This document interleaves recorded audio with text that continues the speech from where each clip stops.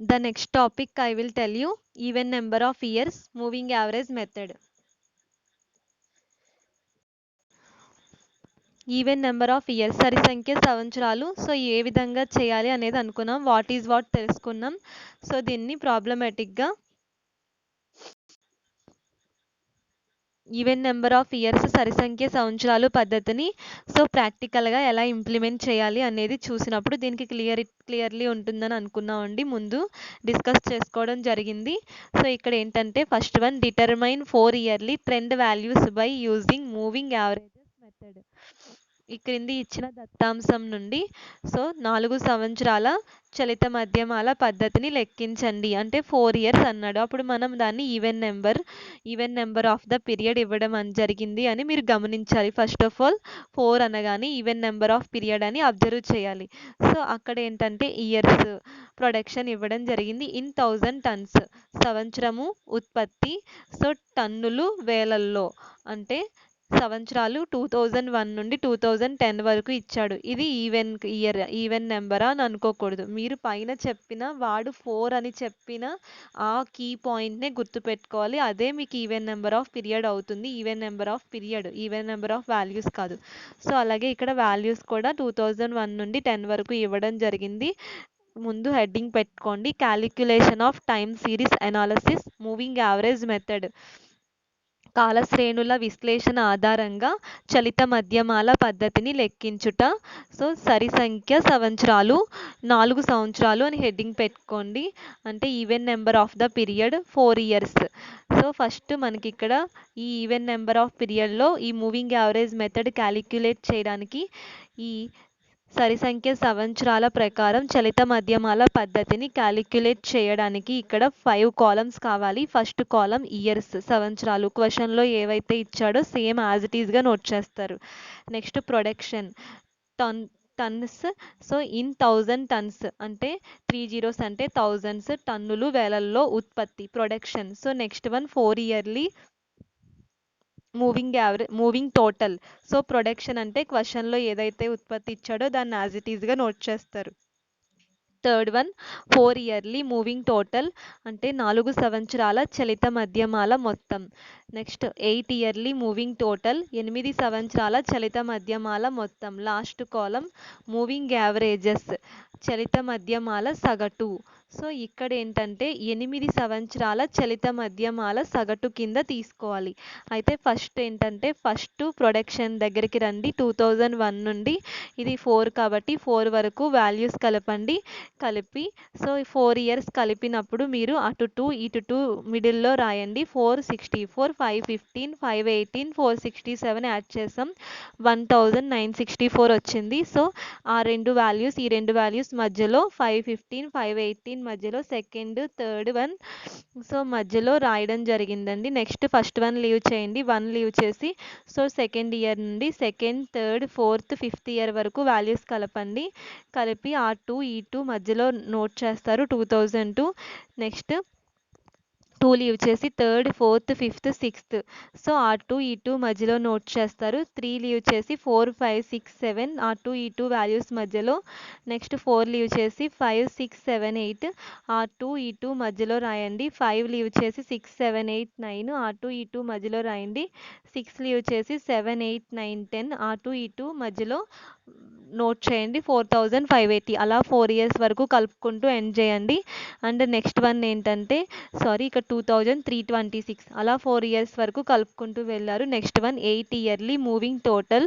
ఇక్కడ ఏంటంటే 4 yearly even number of పీరియడ్లో సరి సంఖ్య సంవత్సరాల్లో చలిత మధ్యమాల పద్ధతి లెక్కించేటప్పుడు దత్తాంశాన్ని సింప్లిఫై చేసి సో యావరేజ్ అనేది క్యాలిక్యులేట్ చేయాలి. కనుక మనకి ఇక్కడ ఎక్కువ డేటా అనేది ఎక్కువగా ఉండడం జరిగింది కాబట్టి దాన్ని సింప్లిఫై చేసి సులభతరం చేయడం కోసం 4 సంవత్సరాల నుండి మళ్ళీ 8 సంవత్సరాలకు మూవింగ్ టోటల్ చేసి అప్పుడు మూవింగ్ యావరేజ్ చేయడం వల్ల సో డేటా వాల్యూస్ అన్నవి మనకి కొంచెం సింప్లిఫై అవడమే కాకుండా అది సులభతరం అయ్యి ప్రాసెసింగ్ అనేది ఈజీ వేలో కంప్లీట్ అవుతుంది.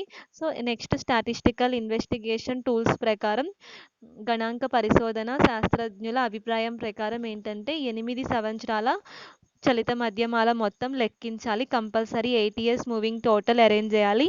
4 ఇయర్స్ మూవింగ్ టోటల్ని బేస్ చేసుకోండి. 8 ఇయర్స్ చేయాలి అంటే ఫస్ట్ 4 ఈ 1964 అనేది ఆ వాల్యూ 4 ఇయర్స్కి సంబంధించింది. అలాగే నెక్స్ట్ 2002 అనేది ఆ వాల్యూ 4 ఇయర్స్. ఈ రెండు వాల్యూలు కలిపితే 8 ఇయర్స్ కాబట్టి సో 3966 అనేది రావడం జరిగింది. 8 ఇయర్లీ మూవింగ్ టోటల్ 8 సంవత్సరాల చలిత మధ్యమాల మొత్తం కంప్లీట్ అయింది. నెక్స్ట్ ఫస్ట్ వన్ లీవ్ చేసి నెక్స్ట్ 2 కలపండి. ఈ 4 ఇది 4 4029. నెక్స్ట్ సెకండ్ వన్ లీవ్ చేసి నెక్స్ట్ సెకండ్ 2 ఇయర్స్ అంటే ఇక్కడ 2 సంవత్సరాలు కలుపుతున్నారంటే 4 సంవత్సరాల కాలంలో 8 సంవత్సరాలు అయినట్టు పక్క కాలంకి వెళ్ళేసరికి.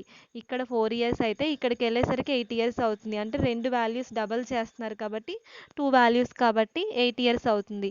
అలా కలిపిన తర్వాత యాడ్ చేశాక లాస్ట్ కాలం మూవింగ్ యావరేజ్ చేయండి. అంటే మీరు దాని ముందు కాలంని బేస్ చేసుకుని యావరేజ్ చేయాలి కాబట్టి సో ఇది 8 ఇయర్స్ కాబట్టి 8 ఇయర్స్తో టోటల్ చేయండి. దాని ముందు కాలంకే యావరేజ్ చేయాలి. సో ఫైనల్గా ఉన్నదే మనం యావరేజ్ తీసుకోవాలి కాబట్టి అది 8 ఇయర్స్కి సంబంధించింది కాబట్టి 8తో డివైడ్ చేయండి. ఆ వాల్యూస్ భాగించినవి డివైడ్ చేసిగా వచ్చిన వాల్యూస్ని అక్కడ నోట్ చేస్తారు. ఆ విధంగా కంప్లీట్ చేయండి. పాయింట్ తర్వాత 2 డిజిట్స్ ఉండాలి, లేకపోతే ఓకే నార్మల్గా రాయొచ్చు. సో ఈ విధంగా టేబుల్ అనేది కంప్లీట్ అయింది. ఈవెన్ నెంబర్ ఆఫ్ ద పీరియడ్లో 4 ఇయర్స్ ఇచ్చినప్పుడు ఎలా చేయాలి, మూవింగ్ యావరేజ్ మెథడ్, 4 సంవత్సరాల చలిత మధ్యమాల పద్ధతి, సరి సంఖ్య సంవత్సరాల ప్రకారం ఏ విధంగా చేయాలనేది తెలుసుకున్నారు. సో అదే విధంగా ఏంటంటే నెక్స్ట్ ఇంకొక ప్రాబ్లమేటిక్ ఫర్ ఎగ్జాంపుల్ ఇంకొకటి చూడండి. Calculate 4 years and 6 yearly moving averages for the following data. ఈ క్రింది ఇచ్చిన దత్తాంశం నుండి 4 సంవత్సరాలు 6 సంవత్సరాలు చలిత మధ్యమాల పద్ధతిని లెక్కించండి. సో సంవత్సరము ఉత్పత్తి 2001 నుండి 2012 వరకు ఉన్నాయి. ఉత్పత్తి ఇయర్స్, ప్రొడక్షన్. సో ప్రొడక్షన్ టన్నులు, సో టన్నులు వేలల్లో అంటే ఇన్ 1000 టన్స్. సో అలా వచ్చిన తర్వాత నెక్స్ట్ టేబుల్ డ్రా చేయండి. Calculation of time series analysis moving average method. కాలశ్రేణుల విశ్లేషణ ఆధారంగా చలిత మధ్యమాల పద్ధతిని లెక్కించుట. సో చలిత మధ్యమాల పద్ధతిని లెక్కించుట. ఇది సరి సంఖ్య సంవత్సరాలు, even number of the period మనకి ఇచ్చింది. సో 4 ఇయర్లీ అంటే ఇంతకు ముందు మీరు ఆల్రెడీ చేయడం జరిగిందండి. మీకు ఇచ్చిన లెక్క ప్రకారం ఇది 4 అండ్ 6 ఇయర్ కాబట్టి సో ఇదేంటంటే ఇది 4 ఇయర్లీ 8 ఇయర్లీ ఆల్రెడీ ఇంతకు ముందు అబ్జర్వ్ చేశారు. సో చూడండి, calculation of time series analysis moving average method అంటే ఇయర్స్, ప్రొడక్షను. సో ఫస్ట్ ఏమి ఇవ్వడం జరిగింది, మీకు ఇచ్చిన టేబుల్లో ఫస్ట్ వన్ ఇక్కడ 4 ఇయర్లీ లెక్కించమన్నాడు, ఒక టేబుల్ అయింది. నెక్స్ట్ వన్ ఏంటి, రెండో టేబుల్ అనేది ఇక్కడ 6 ఇయర్లీ అని చెప్పడం జరిగింది కాబట్టి దానికోసం రెండో టేబుల్ చూపించడం జరుగుతుంది. ఫస్ట్ టేబుల్ 4 ఇయర్లీ కోసం ఒక టేబుల్ అయిపోతుంది. ఇంకొక ఇయర్ ఇచ్చాడు అంటే వెంటనే మీరు గమనించాలి, ఓ ఇది ఒక లెక్కని ఒక ప్రాబ్లమ్ని రెండు మోడల్స్ 2 టైప్స్లో చేయమన్నాడు. ఫస్ట్ 4 ఇయర్లీ అయ్యాక నెక్స్ట్ 6 ఇయర్లీ చేయాలి. అంటే ఇక్కడ 4, 6, 8 ఇవన్నీ ఈవెన్ నెంబర్సే. ఎన్ని నెంబర్లు ఇస్తే అన్ని నెంబర్లు అన్ని టేబుల్స్ వేస్తారు. 2 నెంబర్లు ఇచ్చాడు కాబట్టి 2 టేబుల్స్ వేయండి. 2 పీరియడ్స్ ఇచ్చాడు, 2 టేబుల్స్ వేయాలి. ఫస్ట్ పీరియడ్ కోసం 4 ఇయర్లీ పీరియడ్ కోసం ఒక table, year, production, 4 yearly 8 yearly moving total, moving average. ఇంతకుముందు ఆల్రెడీ దీని ఎగ్జాంపుల్ చూసారు. ఇది same way, year, production common same note చేస్తారు. 4 ఇయర్లీ అంటే ఫస్ట్ 4 కలుపుతారు, 1 లీవ్ చేయండి, నెక్స్ట్ 4 అలా 4 ఇయర్స్ కంప్లీట్ అయ్యే వరకు యాడ్ చేయండి. నెక్స్ట్ 8 ఇయర్లీ మూవింగ్ టోటల్ 8 సంవత్సరాల చలిత మధ్యమాల మొత్తం. 4 సంవత్సరాల చలిత మధ్యమాల మొత్తం అయింది. ఇప్పుడు 8 సంవత్సరాల చలిత మధ్యమాల మొత్తం. సో ఫస్ట్ 4 కలపండి, 1 లీవ్ చేయండి, ఒకటి వదలండి, నెక్స్ట్ 4 కలపండి. సో అలా 4 సంవత్సరాలు 4 ఇయర్స్ కంప్లీట్ అయ్యే వరకు యాడ్ చేయండి. లాస్ట్ వన్ మూవింగ్ యావరేజ్, దాని ముందు కాలం 8 ఇయర్లీ, ఫైనల్లీ అదే కాబట్టి సో ఆ కాలం ప్రకారం 8తో డివైడ్ చేయాలి. 8తో చేసి కంప్లీట్ చేయండి. 4 ఇయర్లీ అయిపోయింది. సో నెక్స్ట్ 6 అని ఇచ్చాడు కనుక క్వశ్చన్లో 6 అని ఇవ్వడం జరిగింది. 4 కంప్లీట్ చేసాం. 6 ఇయర్లీ మూవింగ్ యావరేజ్ క్యాలిక్యులేషన్ కోసం second table, calculation of time series analysis moving average method అంటే 6 yearly moving average method. So మొత్తం 5 కాలమ్స్. ఇయర్ ప్రొడక్షన్, సంవత్సరం ఉత్పత్తి. సేమ్ క్వెషన్‌లో ఏవైతే ఇచ్చాడో సేమ్ యాజ్ ఇట్ ఈస్‌గా నోట్ చేయండి. 6 ఇయర్లీ కాబట్టి 6 ఇయర్లీ మూవింగ్ టోటల్. 6 సంవత్సరాల చలిత మధ్యమాల మొత్తం.